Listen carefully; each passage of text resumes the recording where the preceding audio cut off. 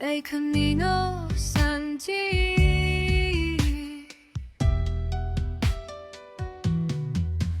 Buenos días. Me quedé en el capítulo anterior con las ganas de hablar de el conocimiento de calidad, que no estoy seguro de si no lo he mencionado ya de pasada alguna vez.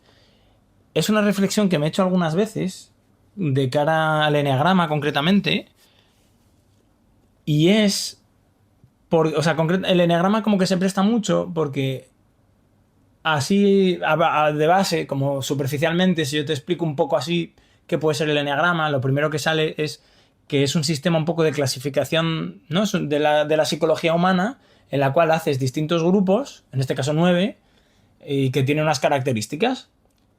Y enseguida aparece cualquiera y dice, eso es lo del NTJ o I no sé qué, ¿sabes? Yo no me lo sé muchos, pero ese creo que se llama Bryce Meyers, algo así. El caso es que no es raro compararlos y hay otros temas. Hace recientemente, hace un tiempo un amigo mío me mencionó que en el trabajo usaban otro que les habían enseñado a alguien y que funcionaba bien para trabajar, etcétera, que era uno que era con colores. En plan, no, mira, las personas que son más de este tipo, o sea, es como los colores, que entiendo que es un poco como el eneagrama, que en el eneagrama usan números para evitar palabras, porque las palabras tienen muchas connotaciones y prácticamente te distraen más de lo que te ayudan en según qué cosas. Pues aquí se dan los colores, en plan, el rojo es esta manera de comportarte, esta manera de hacer las cosas o de entender las cosas. El amarillo, el azul, el verde y tal, y luego dices, pues tú eres principalmente rojo, pero te complementas con el azul. Y entonces eso hace un poco que puedas ver un poco cuál es tu forma de trabajar y compenetrarte con otras personas, y si tienes un equipo de gente a tu cargo, puedes encargarle, ¿sabes? Complementar, es decir, esta persona se va a encargar mejor de estas tareas por su manera de ser y este de estas otras, o estos juntos pues parece que van a tener más conflictos, lo estoy viendo y encaja con esto, y la manera de resolver según esta clasificación me aconsejaría hacer esto. Y ahí iría un poco también esto que estoy diciendo de la calidad del conocimiento. Si tú usas el color del pelo para clasificar a tus trabajadores y ver cuál puede ir con cuál, y este se va bien con este, se va con este, como en principio no correlaciona particularmente con sus aptitudes para trabajar en equipo, pues posiblemente sea muy complejo, ¿no? Tienes que decir, no, si es rubio, pero un rubio más clarito, ¿sabes? Porque empiezas a básicamente generar recetas de casuística muy específica, como muy particular. Y entonces, en ese sentido, como que tienes un conocimiento de no mucha calidad, y de hecho creo que por eso te generas las recetas. Bueno, no sé si es así, pero es un concepto mío un poco, ¿no? Cuando estuve una vez con una amiga que estaba estudiando medicina, que fue a una charla que era gratuita como complementario y le habían recomendado a la universidad, oye, podéis ir a esta charla que van a hablar sobre este método de clasificación psiquiátrico que se usaba mucho, que por lo visto da buenos resultados y así, y yo la acompañé, dije, pues mira, vamos a ver, y a mí me pareció demasiado recetil de estos, porque al final, en esta misma línea, ¿no? Yo creo que era una manera de entender la situación como de mala calidad, es decir, los parámetros que he querido utilizar para entender este fenómeno me parece que no son muy adecuados, y eso hace que necesite muchas variantes de los parámetros, muy combinadas, entonces al final hay que memorizar mucho, porque si es este con este y si le pasa esto tal, ¿sabes? Y me recuerda un poco, yo siempre esto lo metí un poco como en matemáticas, ¿no? Que tú puedes hacer proyecciones matemáticas, si te vas al álgebra vectorial, puedes representar una realidad en un espacio vectorial o en otro, y hay espacios vectoriales que se prestan mejor para ciertos tipos de cálculos, que de hecho es para lo que se usa mucho este tipo de matrices. Y entonces tienes una matriz de transición entre los dos espacios, y entonces utilizas el espacio útil para hacer todos esos cálculos y luego lo transpones otra vez al espacio en el que tú estás trabajando. Un caso así muy grosso modo, los números complejos. Creo que todos estamos más o menos familiarizados con los números complejos, es decir, el famoso i, que es la raíz de -1, que es un número... ¿no he dicho complejo? Sí. Sobre todo en la parte imaginaria, eso es un poco, los números imaginarios. Y dices, ¿y por qué por qué trabajamos con números imaginarios? Si son imaginarios, no existen. Es una movida que nos hemos inventado que no significa nada. Porque yo puedo tener 1 o 2 o 3 que son cantidades, puedo tener -1, ¿vale? Pues si tengo un baremo o tal, puedo entender que al final representan magnitudes. Por ejemplo, antes hablaba, en el capítulo anterior, perdón. En el capítulo anterior hablaba de la aceleración negativa. Y dices, ¿qué es una aceleración negativa? Pues eso es un frenazo. ¿entiendes? Entonces, tienen sentido físico, pero los números con i, la famosa raíz de -1, es como un número que no tiene ningún sentido físico. Sin embargo, trabajar con i es útil en ciertos casos que nos permite resolver problemas pasando por i y luego volviendo otra vez a lo real. Y nos permite trabajar con problemas reales que en el ámbito del real no podríamos resolver.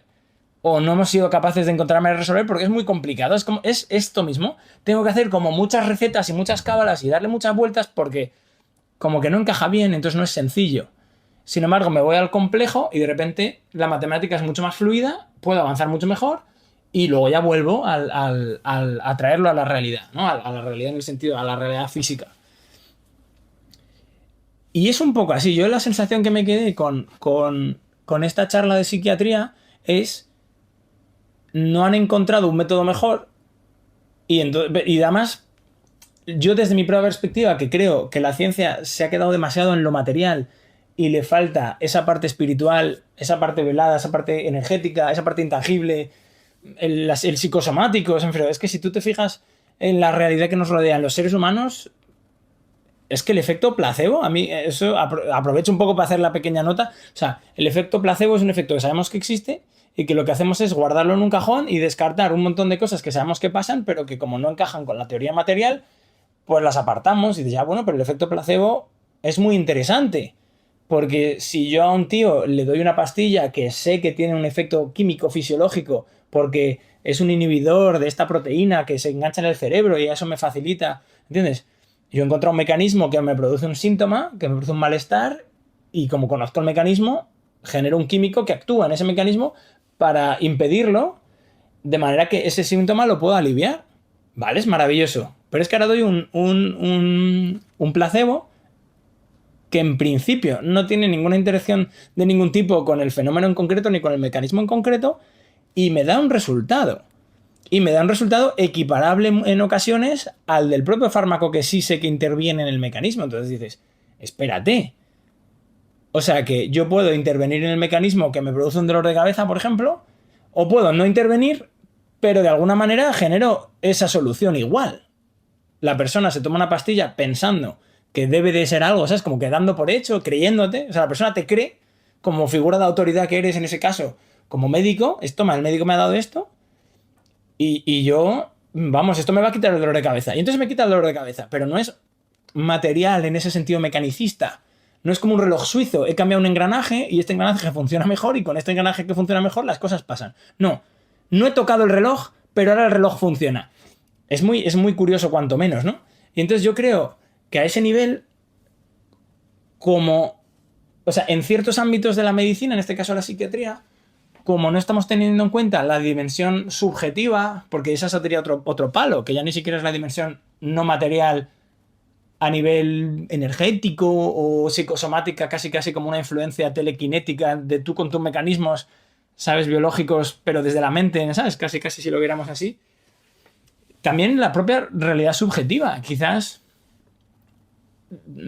yo qué sé, tengo una enfermedad porque yo me he creído que la tengo, ¿sabes? Entonces, como mi subjetividad es que esa realidad está ahí, que esa enfermedad está ahí, pues está ahí. Está ahí para mí, porque yo es mi realidad. Es como, hay otra vuelta, ¿no? El caso es que como la psique humana interacciona quizás más fuertemente con esa no materialidad que, por ejemplo, un fármaco que utilizas para una enfermedad, un síntoma, etcétera, o yo qué sé, una operación, y dices que no, es que si le extirpo el bazo porque lo tiene infectado, se cura, no sé qué, bueno, no sé si el bazo, pero ¿entiendes? Hay cosas como muy contundentes. Bueno, tiene un dedo, ¿cómo se dice? Bueno, es que son casos un poco brutos, pero bueno, tiene un dedo que se le está pudriendo ahí, que se le está, no me sale la palabra, pero bueno, que está mal y que está como extendiéndose, pues le corto el dedo y ya está.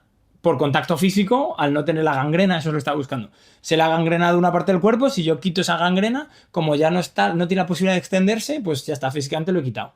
Sin embargo, quizás la psique no es tan contundente a nivel material, de manera que si solo utilizo herramientas materiales, pues no voy a tener una manera simple de entenderlo porque no he encontrado los buenos mecanismos. Entonces estoy usando una manera más compleja de acceder a esos mecanismos indirecta y que me genera pues todo un recetario mucho más complicado. Es que esto del psiquiatra había como 34 casos, o sea, era una cosa como muy complicada y que, claro, salían unas tablas enormes porque en este caso haces esto, en este caso haces esto, es como muy, muy de recetario, que llamo yo.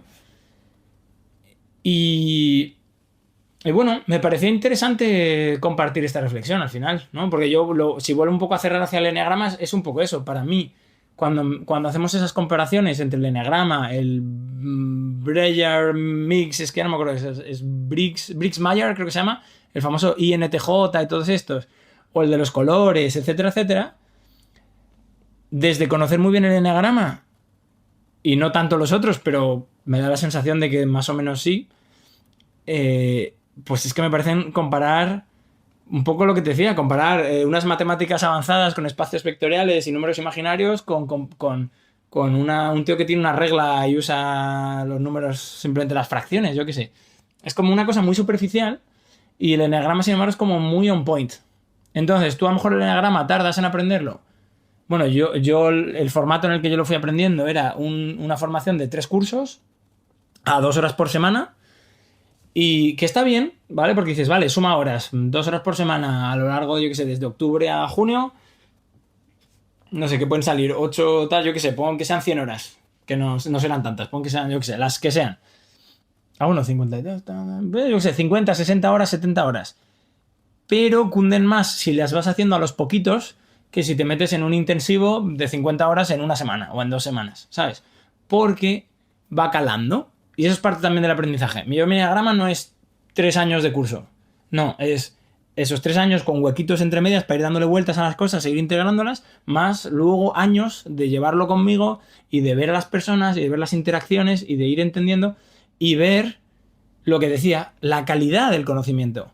Ver cómo explica absolutamente todo le encaja, no hay ningún problema y internacional, intercultural, pero yo veo eneatipos en China, yo veo eneatipos en Francia, yo veo eneatipos, encajan bien y es muy interesante, porque además, bueno, es muy interesante porque es que además une mucho las cosas, porque acabo, en el capítulo anterior expliqué un poco esas diferencias culturales entre los chinos. La más notable es esa moralidad, que al principio cuesta un poco entenderla, de hecho no sé si os habrá llegado muy claro solo con un pequeño ejemplo de un capítulo, porque la moralidad en Europa está muy, muy, muy enraizada y es como muy obvia, es como muy de cajón.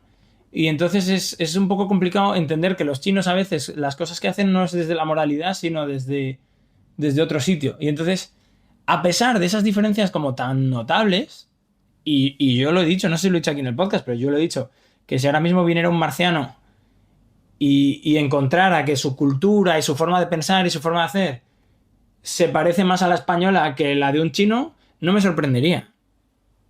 Lo que quiero decir es que los chinos tienen una manera de pensar y una cultura que es súper diferente. Es muy, muy diferente. Y es muy, muy interesante también, claro. Y sin embargo, el eneagrama encaja. O sea, yo veo a mis suegros y encajan perfectamente con este tipo, con este tipo. Igual, a la familia, tal. Es muy, muy interesante. Y entonces, por eso creo que es un conocimiento. O sea, a donde quería decir con lo de las horas de cálculo y así es, si yo le dedico X tiempo a aprender el eneagrama, la profundidad que me da y lo que me cunde, bueno, y lo que me cunde, que lo sé que me cunde a nivel de relación mía de pareja, a nivel mío conmigo mismo, de mejorar en mis propias áreas de dificultad, etcétera, que si el trabajo, que si la constancia, que si con mi familia, ciertos enredos, sentimientos míos propios de falta de autoestima, de tal, cómo lo vas viendo, cómo te vas conociendo, todo eso, para llegar a esa profundidad y a ese aprovechamiento desde otro tipo de conocimientos, como puede ser pues el INTJ, etcétera, etcétera, es que tendrías que dedicarle muchas, muchas, muchas más horas porque tendrías que estar a base de recetario. Tendrías que estar desgranando casuística y casuística y casuística, porque no has encontrado ¿cómo se dice? Las palancas buenas según las cuales se mueve ese fenómeno. Y entonces es todo fácil porque mueves 3 palancas y ya está, encaja. Mueves 3 palancas y encaja. De la otra manera tienes que empezar a hacer, esto no encaja del todo, tengo que añadir una palanca nueva, y otra palanca nueva, y otra palanca nueva. Y así como que al final acabas generando un recetario muy tocho. Entonces, bueno, ahí dejo esa reflexión, a ver qué más conocimientos de calidad conocéis que os permitan. Es que es un poco, mira, un ejemplo muy sencillito es como multiplicar o sumar. Si tú sabes multiplicar, de repente es como que vas a contar celdas en un sitio, vas a contar cuando hay una regularidad y puedes multiplicar en vez de sumar, es infinitamente más eficaz. Ese es el tipo de salto, ¿no? ¿Qué digo yo? El conocimiento de calidad o el conocimiento. Entonces, en este sentido, claramente, más no es mejor. Más horas de estudio no es mejor. Más, ¿sabes? Más dedicación, más esfuerzo, todo eso no es mejor. Porque si le estás dedicando infinito esfuerzo e infinitas horas a un método que está muy desatinado, es como si... un día tuve ahí una reflexión, creo que sobre imaginaos que quiero entender el color de las paredes a base de la temperatura y de cómo refleja la temperatura según las luces, según cómo incide la luz y los... Imaginaos qué locura. Y claro, a lo mejor puedo, sí, porque sí que genero la temperatura en este trozo de la pared y en este trozo de la pared y ¿sabes? Y empiezo ahí, pues seguramente hay una relación entre el color y la temperatura relativamente indirecta, pero tendría que estar ahí añadiendo factores, añadiendo ecuaciones, añadiendo... Para que, sin embargo, si uso la luz con las frecuencias de luz de cómo refleja, pues ya lo tengo enseguida. Este es color es tal frecuencia, este color es tal frecuencia, este color es tal frecuencia. Mucho más fácil que si lo hiciera con un baremo arbitrario. Pero claro, hay que entender ese arbitrario que, por ejemplo, esta gente que hacía lo de psiquiatría, no es que fuera arbitrario, es lo mejor que he encontrado hasta ahora, me da cierto resultado y yo necesito cierto resultado. Pero al final, que con esto yo no estoy desmereciendo a nadie ni nada, ¿eh? Porque al final piensa que es alguien que está dedicando muchísimo esfuerzo de la mejor manera que puede, sabe y encuentra a ayudar en una situación que le parece importante ayudar, ¿sabes? O sea, yo no estoy diciendo, es que qué torpes estos psiquiatras, que tal. Ya para empezar, porque no estoy hablando en general de los psiquiatras ni de la psiquiatría, estoy hablando de una cosa muy específica que simplemente es un ejemplo que traigo porque es una cosa que he vivido. Y ya está, pero es un método que daba resultados, es que al final no hay problema en usar los recetarios. Solo estoy trayendo esta información un poco de conocimiento de calidad, conocimiento de menos calidad y qué interesante es, ¿no? Como a veces menos es más, básicamente, ¿no? Y que creo que es bueno reflexionar, especialmente en esta sociedad que estamos hablando de mucha aceleración, ¿no? Justo como decía en el final del capítulo anterior, que vivimos en una sociedad que se ha llenado de estímulo, de actividad, de todo y que quizás dar un pasito hacia atrás, salirse un poco del mundo y frenar y elegir antes de hacer, a veces es mejor para hacer bien y hacer útil en vez de hacer y hacer y hacer, ¿no? Ahí queda eso. Muchas gracias por estar ahí y hasta la próxima.